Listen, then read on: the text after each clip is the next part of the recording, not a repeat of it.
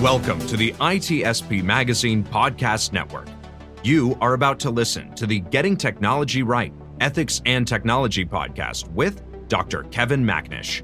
Get ready for a conversation about global values and technology, diversity and inclusion, discrimination, transparency in data, privacy, and cybersecurity. Knowledge is power, now more than ever.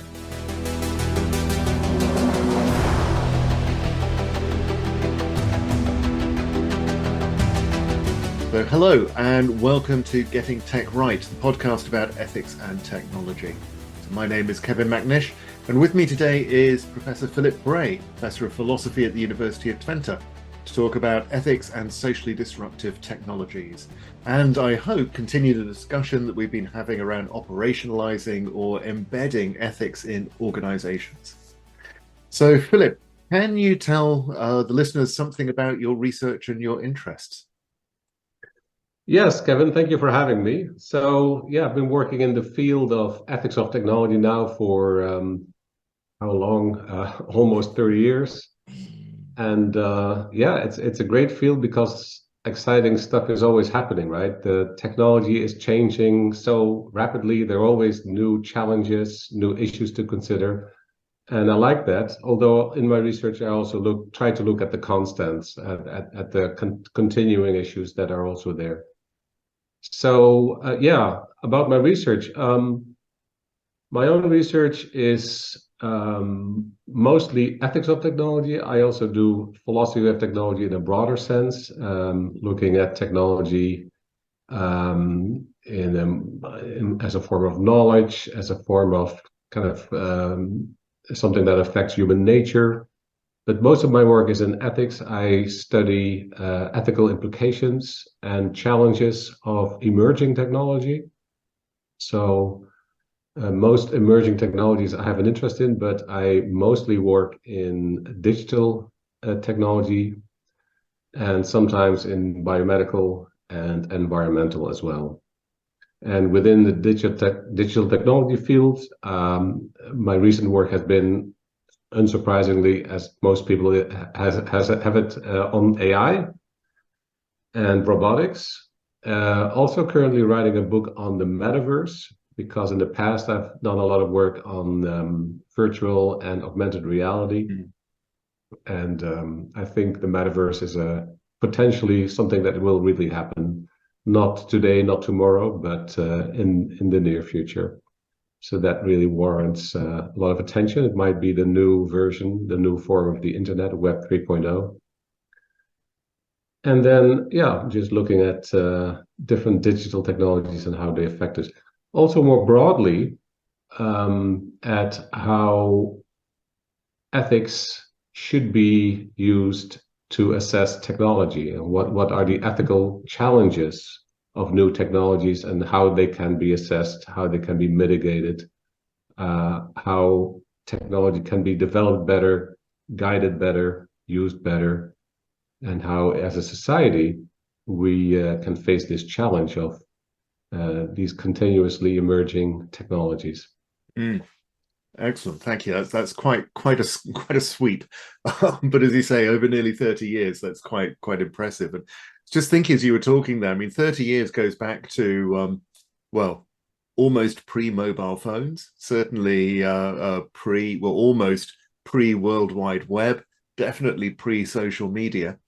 So, what would you say have been some of the most significant changes you've seen over that period of time, and particularly with ethics in mind? Yeah, well, obviously the whole digital revolution happened roughly in that period. Well, it started earlier, but the real breakthrough in terms of really transforming social institutions, affecting everyday life, I would say that it happened mostly during that period. When I was an undergraduate, computers started being used for the first time in colleges and universities. when I was a graduate student, basically the internet started happening. The World Wide Web, at least, was born. So the digital revolution, and I was there at an early point, and I thought, well, this is really going to transform society. I'd better put my focus on this. But yeah, I've had an interest in technology more broadly, but certainly digital technologies because of their enormous transformative potential. Mm. But if you ask me how ethics has changed, ethics of technology specifically, well, 30 years ago, ethics of technology barely was a field. That is, very few ethicists were thinking about technology. And that has certainly changed in the past 30 years. I mean, it has grown enormously as a field, especially digital ethics, but also other fields of ethics of technology. So that has been a big change. If you look at the early days, 1980s, 1990s, you still had what we call classical philosophy and ethics of technology, which is, it doesn't really look much at specific technologies. It looks at technology in general and how it's changing society, how it's changing human nature, and how we should deal with it. And it usually is quite negative or pessimistic.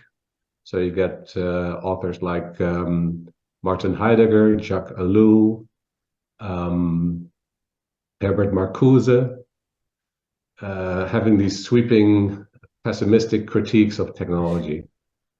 And I think what happened in the 1990s is that an empirical turn happened. So people started thinking more about specific technologies, started taking the empirical sciences more seriously. So looking at the results of science and engineering, the results of the social sciences, and incorporating those in philosophy and ethics, and having more of an neutral or ambivalent attitude towards technology. Not saying it's all bad or it's all wonderful, but trying to see how it actually affects society and humans positively and negatively.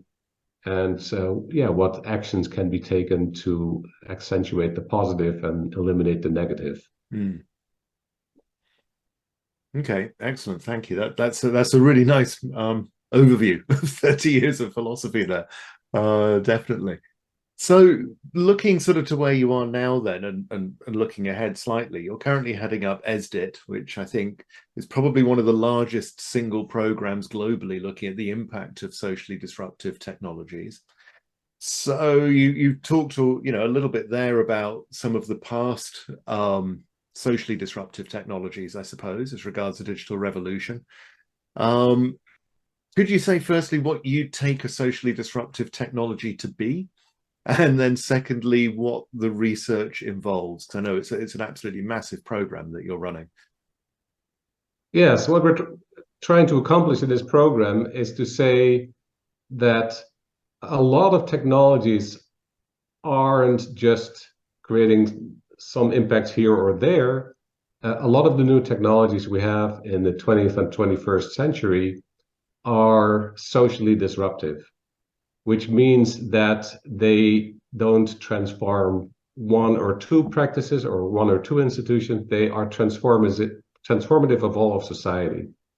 They change how social institutions work. They change how our culture and our cultural practices are organized. They change social structures and relations.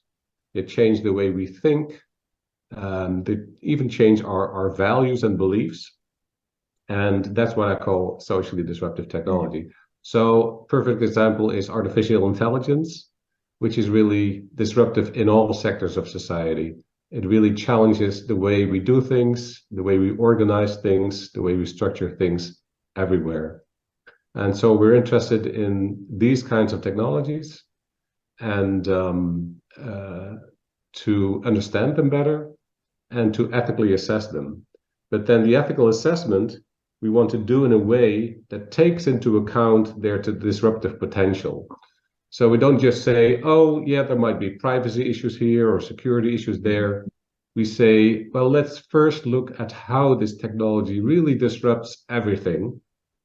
And then let's reflect on what ethical issues that brings with it.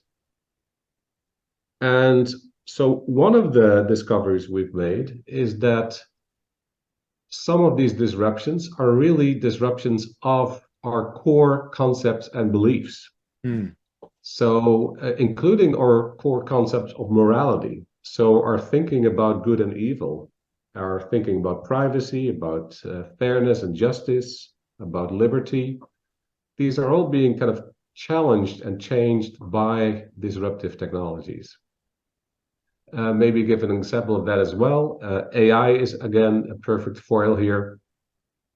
So AI, for the first time, introduces machines that can make decisions, that can act autonomously based on intelligent processing of environmental inputs. So like a human acts. So some philosophers have argued that AI programs and intelligent robots, they're agents, they're moral agents even, if they conform to the principles of morality as we know them, and you can program to do that to some extent. So if they're right, then for thousands of years, human beings have been the only moral agents, and now we suddenly have a new class of moral agents. And how do we deal with that in society? What decisions can these moral agents make, or should they not be making? How do they relate to us and our decision making and our actions? What does that mean for who's responsible for what? So it really challenges our moral concepts and our moral understanding. Yeah, I could certainly see that. If, as you say, you agree that they are moral agents, which I personally am skeptical of at the moment. But go ahead. Personally, also skeptical about, but still, you have a big responsibility gap with AI, and that's a challenge to ethics as it stands. Sure. So how would you say it's actually changing our beliefs? Because I think, you could say, well, yes, privacy has become important or is important now, but wasn't privacy always important? So what are the changes that are going on in beliefs and values? Well, it varies per technology. I wouldn't necessarily say that AI changes the concept of privacy a lot, but certainly information technology has. We've kind of moved from a more physical understanding of privacy to a more informational understanding. And nowadays, if you ask some people what they understand with the concept of privacy, they refer basically to the informational privacy concept, that it's all about personal information and its processing. Well, originally, there's bodily privacy, the privacy of the body, there's privacy of the home, there's privacy of private communications, which can also be offline. Privacy of thoughts. So it's a much broader concept, but it gets skewed very much in the digital age. Okay, so it's more, would you say it's just the way people are thinking about it tends to be shaped much more now by these new technologies? Yes. Yeah. So the meaning of moral concepts, moral values changes. Sometimes it may also make moral concepts obsolete or introduce new ones. That's also something we're looking at that has happened in the past. I mean, the very concept of privacy, or at least privacy as a right, was, of course, a late 19th century invention by two American legal scholars, Warren and Brandeis. So you can see that these moral concepts, or any human concepts, they have a history, and they can change over time, and they can become obsolete, but they also have been introduced at some point.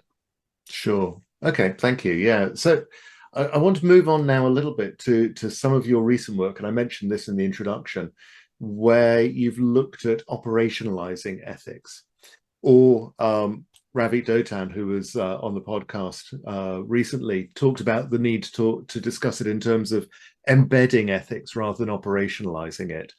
because from her perspective, operationalization referred to a very technical response and didn't encompass questions like culture and broader issues about values within organizations. So nomenclature to one side, I'm just interested as to what your perspective is on operationalizing ethics. How should we go about doing it? Yes. So most work in ethics that scholars in ethics do is not operationalized. Some of it is quite theoretical, of course. When people do normative ethics or meta ethics, that's very general and theoretical. But even if they do applied ethics, they look at ethical issues with some specific technology or social issue. They come to some conclusions about what's good and bad about it, and maybe some general recommendations of how change might occur. But it's not operational in the sense that it doesn't give specific actors who are stakeholders in this process an idea of what they should be doing. Mm-hmm. And the same goes with ethical guidelines, as you have in various areas and domains. I've recently been involved a lot with the ethics guidelines for artificial intelligence, for blockchain also, for human enhancement. And it's nice to have this list of guidelines. And so it could be a one-page document, or it could be a 20-page document with guidelines. But the problem still is, you have these quite general principles and maybe some explanation of what they mean, but it's not sufficient to really modify a practice of a specific kind of actor, whether it's a design practice or whether it's deployment and use of new technology. So you need more specific guidance based on ethical principles, based on ethical guidelines. And how do you do that? And how does that work out for different kinds of actors, for different kinds of practices? That's, I think, a major challenge. In my own work, I start by recognizing that situation, that we need to operationalize ethics in order for it to be usable and effective by different actors in society. And that has not happened enough. There's still a gap between ethicists on the one hand, and then these actors who sometimes, of course, aren't that interested in ethics, but sometimes are quite interested in making their practices more ethical, but then experiencing this gap with ethics. So how can we bridge that gap? That's the challenge. And then I'm very eclectic and pragmatic about ways in which that can be done. Well, there's different kinds of actors, there's different kinds of practices, there's development and design of new technology, there's deployment and use of new technology, there's regulation of technology. So there are different processes that require different tools. Mm-hmm. And then also different actors in these processes that require different tools. So that's what I'm looking at. And sometimes you want tools that are quite formalized and systematic, basically not requiring a lot of reflection. And sometimes it's better to have tools that do require reflection.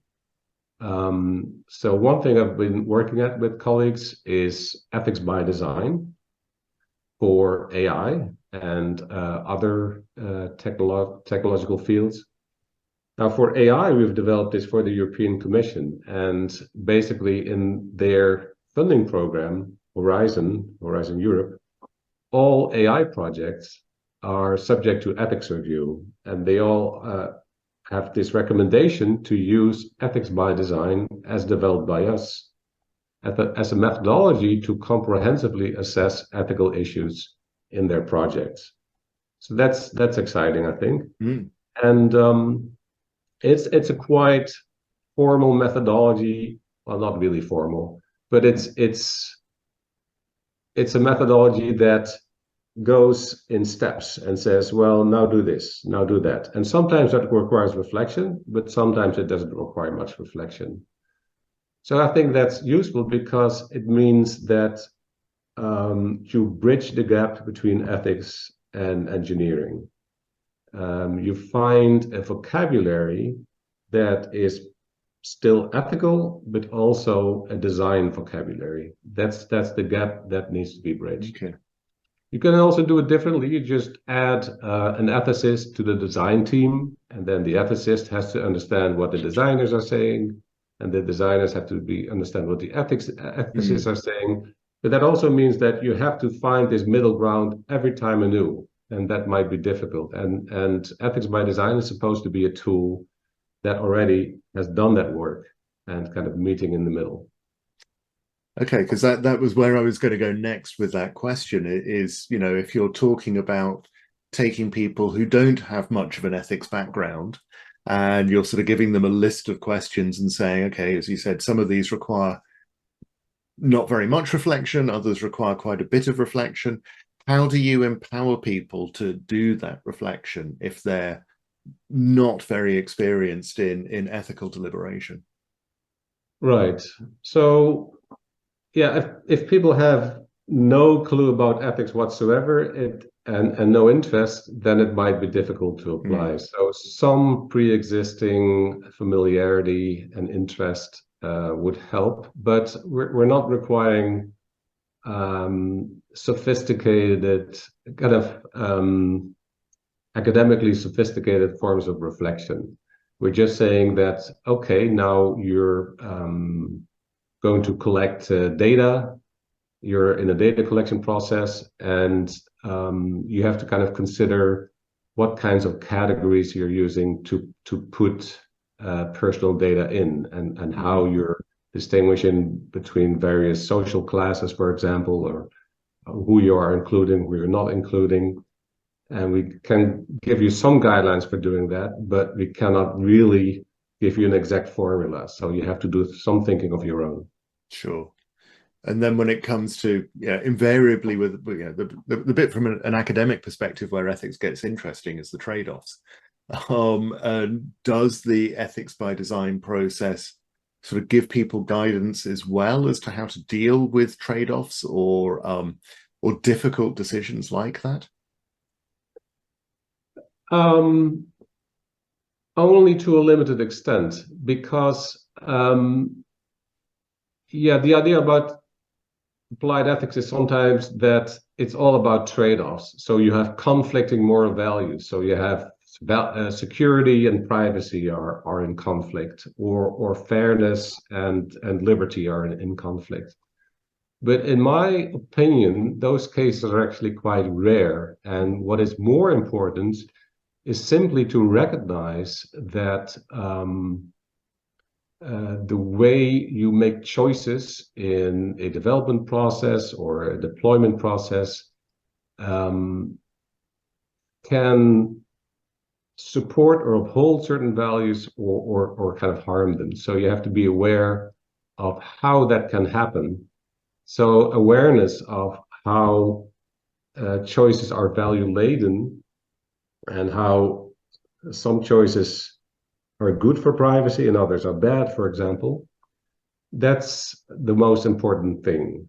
And that's 80% of what you need, in my view. And then the other 20% is value conflicts, which are also important, but also more difficult. And we provide some tools for that, but it's not our main focus.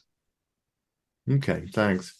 One thing which has come up in various discussions which I've had around particularly AI ethics, because of the massive globalization of the principles and discussion that's been going on, is how at a surface level AI ethics appears to have a broadly set sort of 7 or 8 principles that you could summarize from the EU's high-level expert group or the OECD's principles or whatever: privacy, transparency, safety, robustness, or all that sort of thing.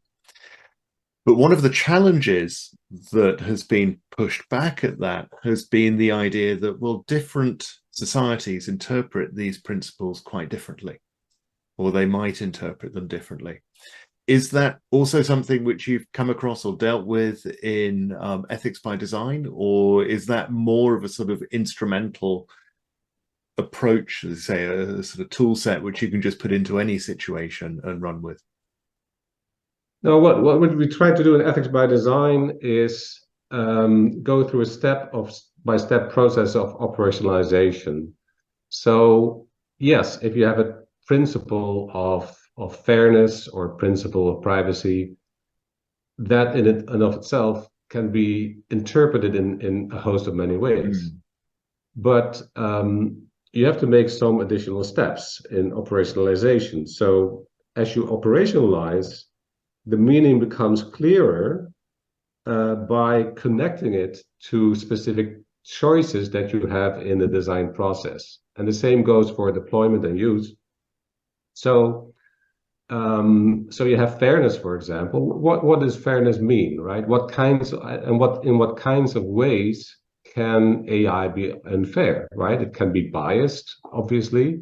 It can have an algorithmic bias, but there can also be an unfairness in terms of unequal access of different parties, different users. There can be an unfairness in terms of the functionality it offers, that its functionality is more aligned with the interests of some users than those of others. So that's already three different ways in which fairness cashes out in design. And just by pointing out these three different types of fairness that you need to adhere to, that you already come closer to kind of aligning that with specific design practices. So that's what we're trying to do. Of course, in different cultures, these principles are going to be interpreted differently. There's not necessarily a problem with that. You also want your ethics to be aligned with the cultural values that exist in a particular society. So that there are these differences is in and of itself, I think, okay. Okay, thanks. So we've talked a bit about quite a bit about AI, and that's understandable, particularly as ChatGPT and GPT-4 are very present with us at the moment. What are some of the other technologies that you're looking at in the ESDIT research? Right, so AI is a very exciting area, and so many people are being hired right now in this area. So much money is being thrown at it. Every day there's another center for digital ethics or AI ethics that seems to spring up. So naturally, a lot of people are interested in AI, and you see that also in the ESDIT program, that a lot of attention goes to AI. We're also collaborating a lot with AI scholars and designers. But this is not just a program about AI. It's a prime disruptive technology, but there are others. Take, for example, neurotechnology and how it may change the way we think and feel. Neurotechnology has not come to the point where it's not just being used to kind of improve motor function, for example, but also to improve mental function. And what are the potentials and what are the pitfalls for that? One big area we're looking at is environmental and sustainable technologies and the whole energy transition and climate change and all the new challenges that this new technological revolution brings. Climate change in itself is very disruptive of society. But then these technologies that you need to combat climate change, they will also disrupt the economy, disrupt society in many ways, as we're already seeing everywhere.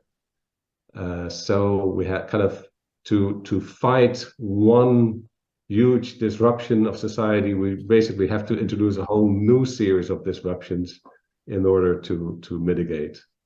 So that's a very fascinating area. We're looking at all kinds of biomedical technologies as well. We're looking at blockchain. I'm currently in this expert group for blockchain ethics. We're going to issue the first ethics guidelines for blockchain, which is an area, well, because AI sucks all the oxygen out of the room, there's so many other areas that are barely explored nowadays. So blockchain is one of them, actually. And this, we're talking about many trillions of euros or dollars or pounds of crypto and other assets, NFTs. So that's something worth thinking about, and thinking about the ethical implications. And then currently I'm working on a book on extended reality and the metaverse. Virtual reality, augmented reality are emerging technologies, becoming increasingly influential in society. And then there's this future vision of the metaverse as this shared virtual space where millions, if not billions, of people will meet and interact, a new way of interacting, not screen-based, but embodied. So it's a new way of interacting with information, and with communicating and interacting with other people. And that might be the future of the internet. And if so, it would have tremendous moral implications that I'm currently exploring in the book. Excellent. I'm tempted to ask you what some of those would be, but I think I probably ought to wait until the book comes out so you can develop them more carefully. But while we've got a few minutes left, I just want to give you the floor if you want to add anything or say anything that we haven't touched on that you think is important. Yeah, that's a difficult one. So I would say that we talked about operationalization, so that's a major concern. But at the same time, in the field of ethics of technology, we have to also, and that's what we're doing in the SDIT program, Ethics of Socially Disruptive Technologies, is that we have to also think again of theories and approaches in our field, because so much applied work is done where the funder really wants us to think about the implications of technology X and Y, that sometimes we don't pay enough attention about, how do technological products or systems really raise ethical issues? How does that work? How neutral or biased is technology really? And how does that mechanism work of changing moral implications?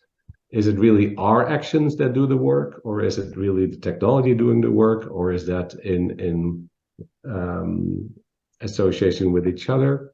So there's still a lot of work to be done. Also thinking about how to deal with the future. With all these emerging technologies, we're constantly thinking not only about the present and what's happening, but also about the future. So we're speculating, this or that might happen in the future with large language models or with this or that technology. And then we're getting worried or we're getting excited. And then we start making choices, making assessments, doing things. But how do we project those visions of the future? How do we make them reliable? And how can we draw conclusions from them?